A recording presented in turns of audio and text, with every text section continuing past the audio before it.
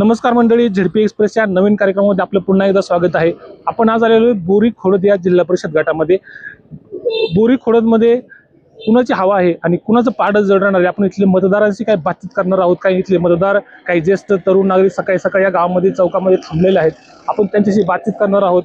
काय सांगाल, बोरी आणि या खोडद गटामध्ये काय परिस्थिती राहील, कुणाचं पाडं जड राहील आणि कोण कोण उमेदवार तुमच्या नजरेसमोर दिसतात तुम्हाला? आमचं खोडदगाव हे पहिल्यांदा नारायणगाव जिल्हा परिषद गटामध्ये होते। पहिल्यांदा लिमगाव सवा बोरी खोडद असं एकत्र गट झालेलं आहे आणि आदरणीय पांडुरंग पवार हे बोरी लिमगाव सवा गटात होते। त्यांचं कार्य खूप छान आहे आणि आमचे जिल्हा परिषद सदस्य नसताना सुद्धा त्यांनी आमच्याकडे खूप कामं केलेली आहेत। पदोपदी त्यांना कामं दिसतात तुमची। महिलांसाठी हा ओबीसी महिलांसाठी राखीव गट आहे, पण कोण कोण नाव चर्चेत आहेत, काय वाटतं? आतापर्यंत आमच्या कानावर असेल की आदरणीय पांडुरंग पवार यांचे सुनबाई आहेत, बाकीचे 2 कॅन्डिडेट आहेत, त्याच्यात 2-3 महिला आहेत। तर आमच्या गावाने आम्ही असं ठरवलं की ज्यांची आमच्या गावात जास्त कामं आहेत त्यांना आम्ही बहुसंख्येने निवडून देणार राहतो आणि इथं तर आम्हाला श्री पांडुरंग पवार यांची कामं जास्त दिसत आहेत। काय कामं झालीत, कुठं झालीत? आमच्या समोर जे जगदंबा माते ग्रामदेवीचं मंदिर आहे त्या ठिकाणी जवळजवळ 40 ते 50 लाखाचं सिमेंट कॉन्क्रिटीकरण असेल किंवा बाकीच्या बऱ्याच गोष्टी त्यांनी केल्यात। खोडद नारायणगाव तुम्हाला आता जो रोड दिसतोय याच्यामध्ये त्यांचा मोलाचा वाटा आहे रुंदीकरणामध्ये आणि गडाची वाडी रोड, बरेच असे छोटी मोठी कामं जी कधी कधी लोकांना माहिती नसतं, तर अशी भरपूर कामं त्यांनी केलीत आणि भविष्यात त्यांचं विजन खूप मोठं दिसलं आम्हाला आणि त्याच्यामुळे आम्हाला अशा हुशार माणसाच्या साथीची गरज वाटली आणि आम्ही त्यामुळे बहुसंख्येने त्यांच्याबरोबर राहणार आहोत। ज्येष्ठांना काय वाटतं बाबा, ज्येष्ठ आहात तुम्ही, काय वाटतं तुम्हाला, कोणाला निवडून दिलं पाहिजे? काय आम्हाला ना पांडुरंग पवार पाहिजे तो चालतो, कारण त्यांनी आमच्या खोडदला आमच्या माळीमाळ्यात संत सावता मंदिराची कामं त्याने याची केलेली आहे, मार्फतची याची ते, त्याच्यामुळे ना आम्ही त्याच्याच मागे पांडुरंग पवाराच्या। अजूनही काय मंडळी दिसते, आपण बोलण्याचा प्रयत्न करतो, काय वाटतंय कुणाची हवा आहे तुमच्या गटामध्ये? गटाचा विषय नाही, पण आमच्या इकडे जास्त करून पांडुरंग पवार साहेबांनी जास्त कामं दिलेली। आता यांनी जसं सांगितलं माळवाडी सावताबाचं मंदिर, तिथं आमच्या सभा मंडपाचं काम कमीत कमी 15 एक 8 ते 23-25 लाखाचं काम त्यांनी दिलं। आम्हाला त्यांच्या मागच राहावं लागलं। काय वाटतंय, काय अंदाज आहे? अजूनही इथे काही मंडळी दिसते, आपण त्यांच्याशी बातचीत करण्याचा प्रयत्न करतोय। काय गटामध्ये काय परिस्थिती राहील? तुमचा हा जिल्हा परिषद नवीन गट यावर या पंचवार्षिकला तुम्ही सामोरं जाता, नवीन गट आहे सगळा, कशी परिस्थिती राहील आणि काय तुम्हाला एकंदर या गटाबद्दल सांगायचंय? आता ज्या आमच्या या जुन्नर तालुक्यामध्ये या जिल्हा परिषदेच्या आणि पंचायत समितीच्या निवडणुका आहेत असं आम्हाला आता समजले, परंतु जो सर्व समाजाचा कल आजकाल असं झालंय का जो आपली विकास कामी करीन त्यांच्याकडे, तसं महाराष्ट्रातलं किंवा देशातलं राजकारण तुम्ही पाहिलेलेच आहे। आता मी डायरेक्ट आपल्या भाषेतच त्या पद्धतीत सांगायचं झालं तर जो आपली विकास कामं करीन, प्राथमिक गरजा या खेडेगावात काय पाहिजे, उदाहरणार्थ आम्हाला शेतीसाठी आमच्या मुख्य मार्केटपर्यंत जाण्यासाठी चांगला रस्ता, चांगला पूल, त्याच्यानंतर व्यतिरिक्त चांगल्या बाजारपेठेत कसं आम्ही लवकरात लवकर आमचा शेतीमाल पाठवू अशा हिशोबाने। तर आमचा हा जो रस्ता आहे, पहिला सिंगल वे होता, आता डबल वे झाला, पुलं झाली, सगळा रस्ता चांगला झाला। कुठे जात रस्ता? हा पूर्ण रस्ता इथून निमगाव, सावा, मंगरुळ, पारगाव, पूर्ण जुन्नर तालुका आणि तिथून पुढं अहिल्यानगर जिल्ह्याला हा हे कव्हर करतो आणि त्यामुळं इथं विकास कामं ज्या लोकांनी आमची चांगली केल्यात त्यांच्या पाठीमागे उभे राहणार आहोत आम्ही। कुणाच्या? आता विकास कामांचं जर म्हटलं तर आदरणीय या तालुक्याचे भाग्यविधाते आमदार अतुल शेठ बेनके आणि म्हणजेच वल्लभ शेठ बेनकेंचे ते चिरंजीव आहेत, त्यांनी जो वासा आणि वारसा घेतलेला या ठिकाणी विकासाचा, त्यांच्या पाठीमागे आम्ही खंबीरपणे उभे आहेत आणि त्यांच्या माध्यमातून आम्ही त्यांच्यापर्यंत पोहोचलो। म्हणजे आदरणीय निमगाव सावेचे पांडुरंगजी पवार जिल्हा परिषदेचे माजी उपाध्यक्ष हे, त्यांना काम करण्याचा तजुर्बा, त्यांचा काम करण्याचा तरीका हा अतिशय चांगल्या प्रकारे प्रशासन, निविदभाषी आणि चांगल्या पद्धतीत त्यांनी आता केलेली कामं तुम्हाला सांगतो। हा रस्ता तर आहेच आहे, गडाची वाडीच्या नारायणगड हा आमच्या तालुक्यातील नव्हे तर महाराष्ट्रातील फेमस गड आहे, त्या गडापर्यंत जाण्यासाठी पूर्णतः सिमेंट कॉन्क्रीटचा रस्ता, पर्यटन क्षेत्र आणि त्याला बढावा मिळावा, आमच्या गावाचं नाव लौकिक कसं होईल या हिशोबाने त्यांनी इथपासून तर तिथपर्यंत तो रस्ता आदरणीय आमदार साहेबांच्या माध्यमातून, आमचं देवीचं मंदिर आहे या ठिकाणी, ग्रामदैवत आहे, त्यांना क दर्जा मिळून दिला। 70 ते 80 लाखाची कामं त्या ठिकाणी दिल्यात, काही प्रगतीपथावर आहेत। याच्या व्यतिरिक्त कुठलाही धर्म भेदभाव नाहीये, आमच्या गावात मस्जिद आहे, मस्जिदीला दिलेलं वॉल कंपाऊंड संपूर्ण त्यांनी केलं. मस्जिदीला दिलं मग बाकी नको, तर मग स्मशानभूमीचं वॉल कंपाऊंड असेल किंवा इतर सगळी कामं 10 ते 12 कमीत कमी पाणंद रस्ते ते दिले. आणि आता त्यांचा एक मानस होता की जिल्हा परिषदेचं जर प्रशासन लागलं नसतं, लवकर निवडणुका झाल्या असत्या, तर आतापर्यंत जे पाणंद रस्ते आहेत ते सिमेंटीकरण किंवा काँक्रिटीकरण झाले असते, असा त्यांचा मानस देव म्हणजे उद्देश आहे. मंदिरं असतील, अहो त्यांनी इथलेच मंदिरं, माळवाडी मंदिर किंवा इतर सारख्या मंदिरांमध्ये भरपूर मोठमोठे निधी देऊन या ठिकाणी चांगली विकास कामं केलेली आहेत. म्हणजे पांडुरंग पवार साहेबांनी विकास कामं केली, ज्यांनी विकास कामं केली त्यांच्या पाठीमागे आम्ही खंबीरपणे आहोत.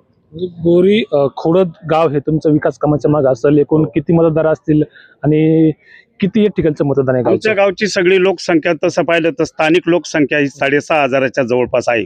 परंतु मतदानात आणि त्यातले काही पुन्हा मुंबई या ठिकाणी वास्तव्याला गेलेले आहेत. आणि तसा जर बारीक विचार केला तर 3 ते 3,500 मतदार आमच्या गावामध्ये आहे. आता मताची विभागणी कशी होईल बरं, कुठल्या पक्षात किती, एक अंदाज काय वाटते? नाही, एवढं राजकीयचं गणित अजून पंचायत समितीच्या आणि ह्या ज्या निवडणुका आता लागल्यात याचं गणित पुढे आल्यानंतर जसं खेळ होईल तशा पद्धतीने गणित पुढे होईल ना. कारण कसं झालेलं आहे, आता 10-5 पार्ट्या आहेत या महाराष्ट्रात, त्या सगळ्या एकत्र झालेल्या आहेत. कोण कुठं कसं काय करीन आता ज्याच्या त्याच्या मनाचा प्रश्न आहे. पण माझ्या तरी अंदाजे या गावामध्ये लोक विकासाच्या पाठीमागे नेहमी जातील. ज्या कच्च्या दगडाच्या मातीच्या खेळात रस्त्याने जात होतो आणि आज आपण सिमेंटच्या किंवा डांबराच्या रस्त्यावरून जातो, आपल्या गाड्या, मुलं, शाळेची मुलं जातात. मग लोकांनी पण विचार करून विकासाच्या पाठीमागे गेलं तर चांगलं राहील, असं तुमच्या माध्यमातून मी त्यांना सूचना करतो. अजूनही जे काही मतदार दिसतात, खरं तर विकास या गावामध्ये मोठ्या प्रमाणात झालेला आहे आणि हा राष्ट्रवादी काँग्रेस पक्षाच्या माध्यमातूनच झालेला असं येथील सांगतात. अजूनही कुणी बोलण्याचा प्रयत्न करतोय, आपण त्यांच्याशी बोलण्याचा प्रयत्न करतोय. गावात जस्ट सगळी मंडळी या ठिकाणी थांबली आहे. जिल्हा परिषदेची चर्चा मोठ्या प्रमाणात चालू आहे. जिल्हा परिषदची जी धुमधडाका चालू आहे, प्रचार चालू आहे का गावात? तुमच्या गावात कोणाकोणाचा प्रचार आलाय का आतापर्यंत आणि काय एकूण गावचा तुमचा कल असेल? जिल्हा परिषद निवडणुकीच्या माध्यमातून आज सगळ्या तालुक्यात नव्हे तर जिल्ह्यामध्ये त्या इलेक्शनचं किंवा निवडणुकीचं बिगुल वाजलेलं आहे. आता आमचा हा गट, या गटाची रचना वेळोवेळी बदलते आहे. 3 वेळा, आता 3री वेळ आहे की ती घटना. पहिली खोडद कांदळी गट होता, नंतर निमगाव सावा खोडद हे नारायणगाव गटाला जोडलं होतं. आता ह्यानंतर खोडद बोरी अशा प्रकारचा हा गट तयार झालेला आहे. त्या गटामध्ये अनेक जण इच्छुक आहेत, परंतु इच्छुक प्रत्येकाची इच्छा असते का काम करायची किंवा आपल्याला निवडून जिल्हा परिषदेमध्ये जायचं.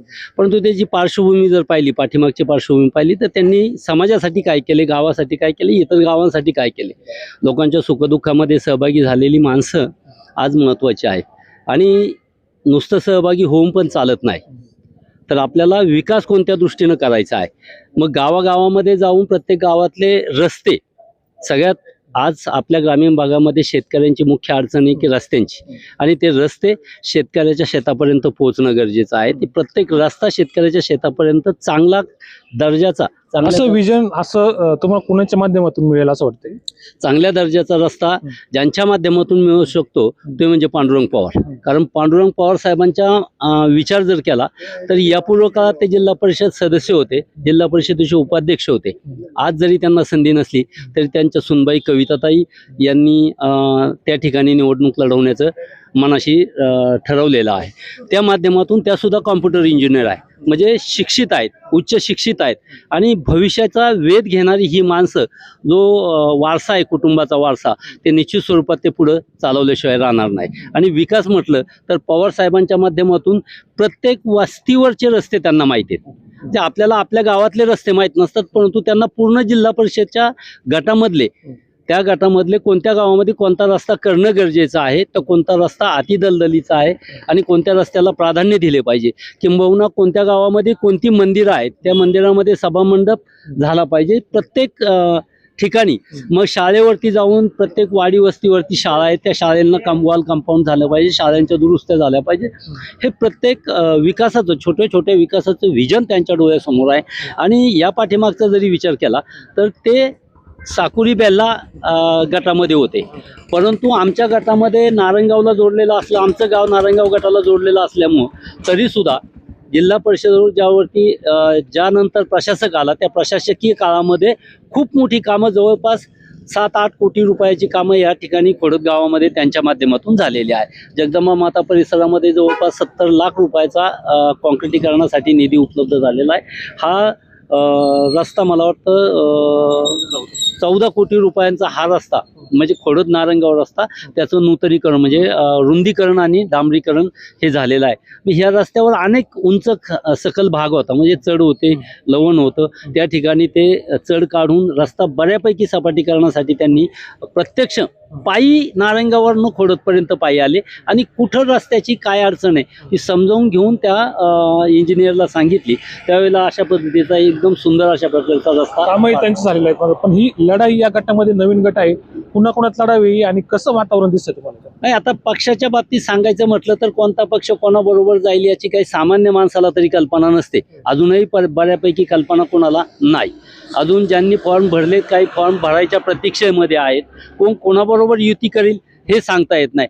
पण कोणताही पक्ष असो, कोणाची कोणाबरोबरही युती हो, आम्ही पांडुरंग पवार साहेबांबरोबर आहोत. युती कुठेही झाली तरी त्यांना पवार साहेबांचेच मागे राहायचे. काही समर्थक दिसतात आपल्याला. अजून आपण बातचीत करण्याचा प्रयत्न करतोय. अजून कोणी बोलतोय का पाहतोय. इथंही काही मंडळी बसलेली दिसते आपल्याला. कोणी बोलतंय का बघू आपण. काय गावाचं एकूण वातावरण आहे, काय गावचा नेमका व्यवसाय काय असतो, कशा पद्धतीने शेती होती, कुठलं पीक जास्त घेतलं जातंय गावात? गावामध्ये सर्वच प्रकारचे पिके घेतात. ऊस आहे, केळी आहेत, तुमच्या बाकी तरकारी सुद्धा घेतल्या जातात. सर्व पिके घेतल्या जातात गावामध्ये. काय गावची ओळख काय नेमकं? खोडद आहे तुमचं गाव आहे, काय ओळख आहे गावची? गावची ओळख चांगलीच आहे. गावामध्ये कामकाजही चांगले आहेत. गावात जेमाटी सारखा मोठा प्रकल्प आहे. जेमाटीच्या माध्यमातून खोडद नावाचं गाव वरती गेलं. जगामध्ये तुमच्या गावची ओळख आहे. खरं तर जेएमआरटी तुमच्या गावामध्ये आहे, जगात तुमच्या गावाचं नाव आहे. पण या नवीन जिल्हा परिषदेच्या गटामध्ये उमेदवार म्हणून जिल्हा परिषदेचा कोण नेतृत्व तुम्हाला हवंय? शरददादा सोनवणे आज आमदार आहेत. त्यांच्या नेतृत्वाखाली जे उमेदवार देतील ते 100% विजय होणार. शिवसेनाच विजय होणार 100%. अजूनही इथं काही दिसतात आपल्या मंडळी, आपण त्यांच्याशी बोलण्याचा प्रयत्न करतोय. बाबा, काय व्यवसाय काय करताय? शेती. काय तुमच्याकडे प्रचार पोहोचले का? जिल्हा परिषदेत सगळीकडे जोरदार प्रचार सुरू आहे, धुराळा उडालाय. उमेदवारी अर्ज भरायचा शेवटचा दिवस येऊ द्या, जोरदार प्रचार चालू आहे. काय वाटते तुम्हाला या गटामध्ये तुम्हाला नवीन कोण हवंय?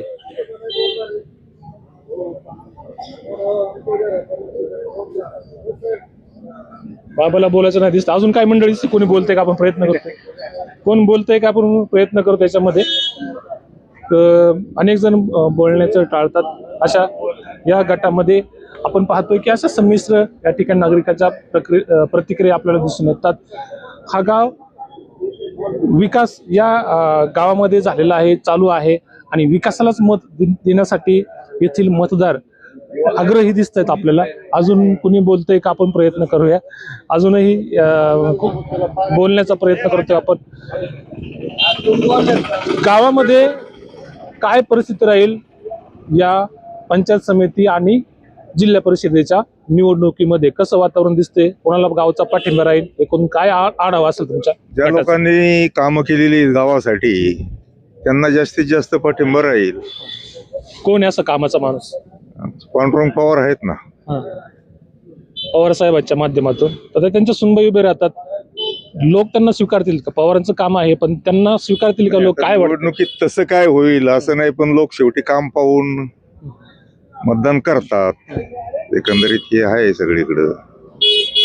काय गावच्या अशा काही समस्या आहेत का? 2-3 तुम्हाला सांगायच्यात की ह्या गावच्या समस्या सुटल्या पाहिजे? नाही, समस्या भरपूर होत्या, बऱ्याचशा सुटलेल्या आहेत. कोणी सोडवल्या? अजून काय हा पवार साहेबांच्या माध्यमातून बऱ्याचशा सुटलेल्या आहेत.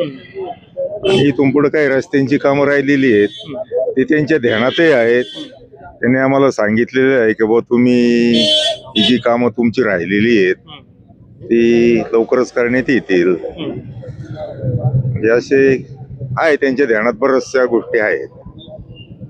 ठीक आहे. अजून काही बोलतंय का? कोणी प्रयत्न करतोय? तरुण नेतृत्व दिसतंय गावचं. काय तरुणांना वाटतंय, काय मतदारांना वाटलं इथल्या? कुणाला तुमच्या नवीन जिल्हा परिषदेचा सदस्याच्या खुर्चीवरती बसायचंय? कुणाला तुम्हाला पुण्याला पाठवायचंय? श्री पांडुरंग पवार साहेब यांनी भरपूर खोडदमध्ये भरपूर कामं केलेली आहेत. रस्ते असतील, मंदिरांचं सुशोभीकरण असेल आणि वाड्या वस्त्यांवरील अंतर्गत रस्ते भरपूर प्रमाणात काम केली. खोडदगावचा त्यांना संपूर्ण पाठिंबा राहील. संपूर्ण पाठीभरण. समोर कोण असेल उमेदवार, दुसरे कोण असतील, काय अंदाज आहे का तुम्हाला, किंवा कसं? समोर कोण असतील त्याचा काही अंदाज नाहीये, पण ज्यांनी कामं केले त्यांच्या पाठीमागे निश्चितच संपूर्ण गाव आहे. कामं ज्यांनी केले त्यांच्या मागं गाव राहील, असे मतदारांशी आपण बातचीत केलेली आहे. Ramdas Sangle, senior express, Khodad.